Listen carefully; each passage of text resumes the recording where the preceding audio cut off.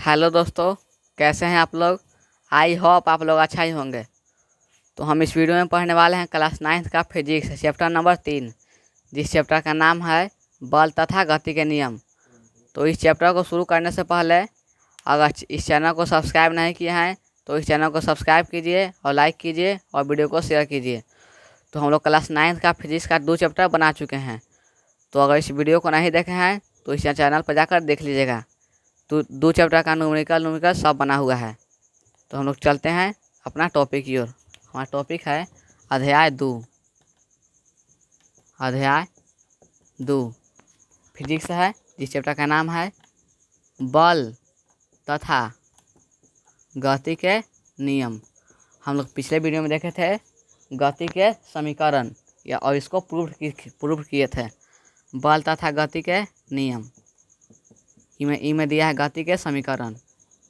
तो देखिए, बल हम लोग किसे कहते हैं। सबसे पहले बल किसे कहते हैं, तो बल वह भौतिक कारक है जिसके सहारे हम किसी वस्तु को आकार में परिवर्तन, दिशा में परिवर्तन, चाल में परिवर्तन ला देते हैं, उसे ही हम बल कहते हैं।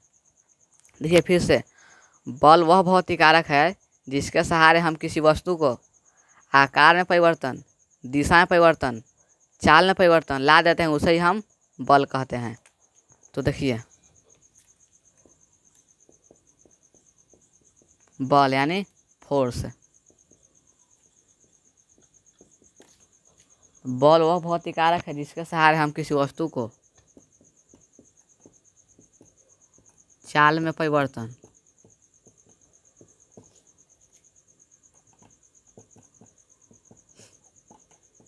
दिशा में परिवर्तन, बल वह भौतिक कारक है जिसके सहारे हम किसी वस्तु को स्थान में परिवर्तन, दिशा में परिवर्तन, गति में परिवर्तन, आकार में परिवर्तन ला देते हैं, उसे ही हम बल कहते हैं। बल वह भौतिक कारक है जिसके सहारे हम किसी वस्तु को चाल में परिवर्तन, दिशा में परिवर्तन, आकार में परिवर्तन तथा गति में परिवर्तन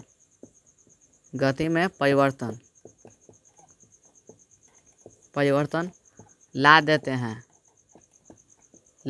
हैं, उसे बल कहते हैं। ठीक है, उसे ही हम बल कहते हैं। देखिए, बल किसे कहते हैं, तो बल वह भौतिक कारक है जिसके सहारे हम किसी वस्तु को आकार में परिवर्तन। देखिए, अगर हमारा शरीर में बल है, बल के कारण ही हम लोग एक आकार में परिवर्तन, किसी वस्तु को हम लोग आकार में परिवर्तन, दिशा में परिवर्तन, गति में परिवर्तन और चाल में परिवर्तन ला देते हैं। हमें बल, अगर हमको शरीर में बल नहीं रहता तो हम लोग एक डेग नहीं बढ़ पाते हैं, क्योंकि हम लोग बल के सहारे ही एक डेग बढ़ पाते हैं और किसी वस्तु को परिवर्तन कुछ चीज़ में ला देते हैं, उसे ही हम कहते हैं बल। अब देखिए, बल जो है, बल वस्तु में त्वरण उत्पन्न करता है। बल वस्तु में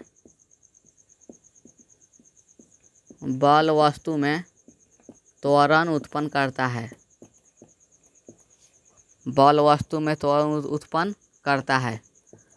अब त्वरण किसे कहते हैं, तो समय के साथ वेग में परिवर्तन की दर को त्वरण कहते हैं। समय के साथ वेग में परिवर्तन की दर को हम त्वरण कहते हैं। अब देखिए, बल या बलों का समूह किसी वस्तु पर लगकर क्या क्या कर सकता है।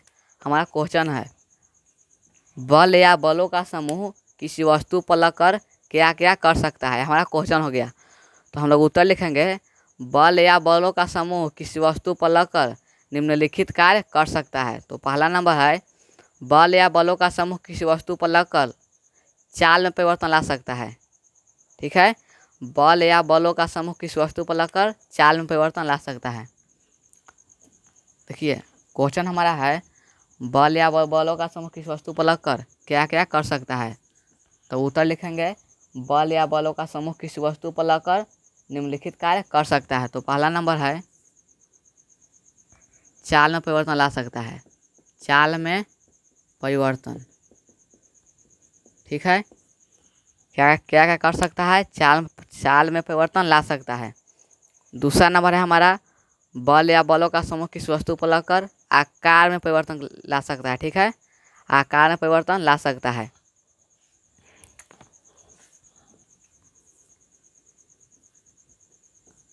आकार में परिवर्तन ला सकता है। तीसरा नंबर है, गति में परिवर्तन ला सकता है। गति में परिवर्तन ला सकता है। और चौथा नंबर हमारा क्या है, किस देखिए, चाल में परिवर्तन हो गया, दिशा में परिवर्तन हो गया अब दिशा में परिवर्तन। ये बल जो है निम्नलिखित कार्य करता है। पहला नंबर है चाल में परिवर्तन करता है, दूसरा नंबर आकार में परिवर्तन करता है, और तीसरा नंबर गति में, और चौथा नंबर दिशा में। तो इसका इस सब का नोट कीजिए।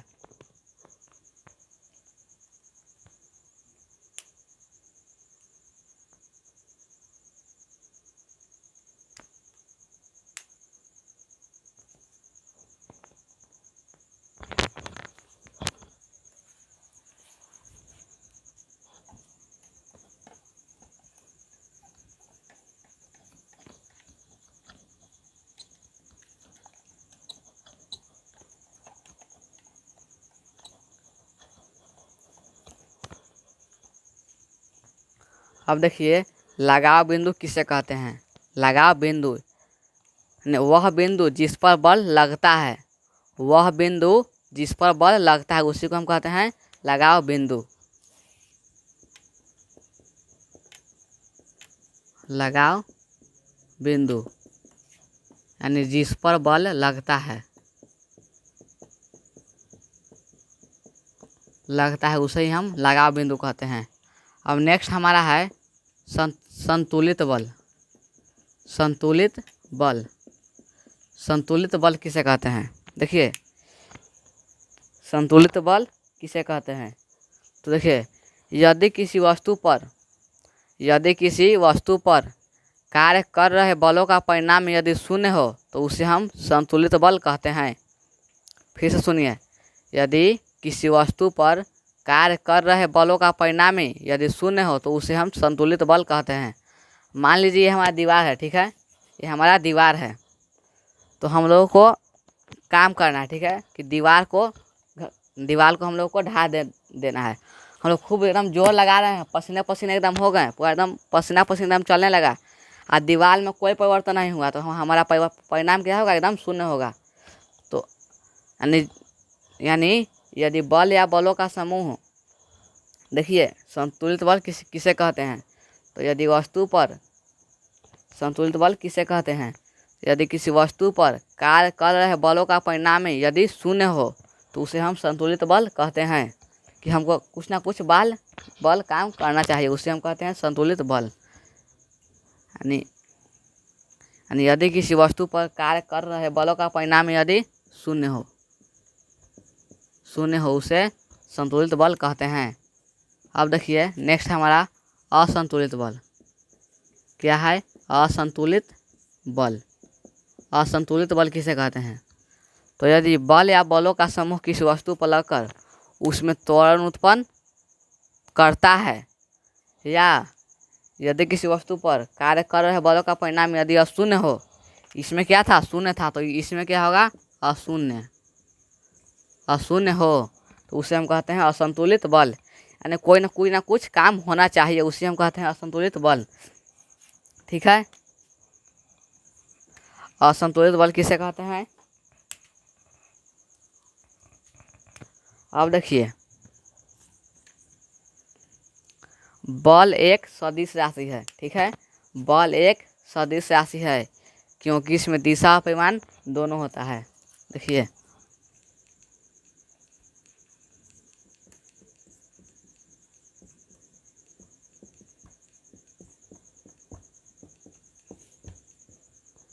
राशि है क्योंकि इसमें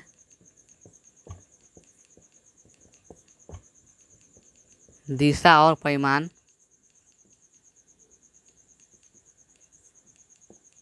दोनों होता है। ठीक है,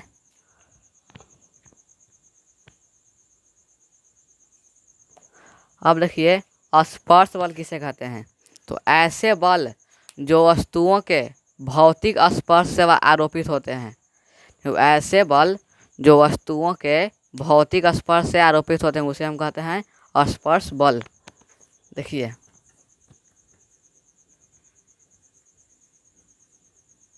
स्पर्श बल यानी भौतिक स्पर्श से, भौतिक स्पर्श से आरोपित होते हैं।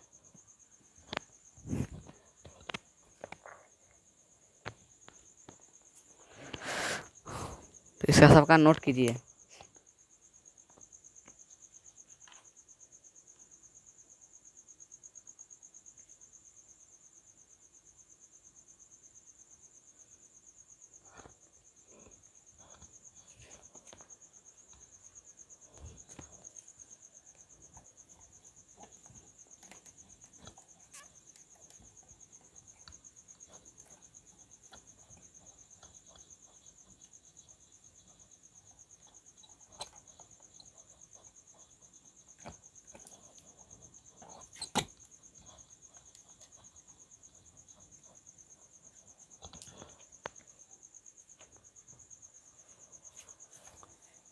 तो अगर इस वीडियो को पढ़ने में अच्छा लगा तो इस वीडियो को सब्सक्राइब कीजिए चैनल को और वीडियो को लाइक कीजिए। तो हम लोग अब नेक्स्ट वीडियो में मिलते हैं। Thank you. ओके।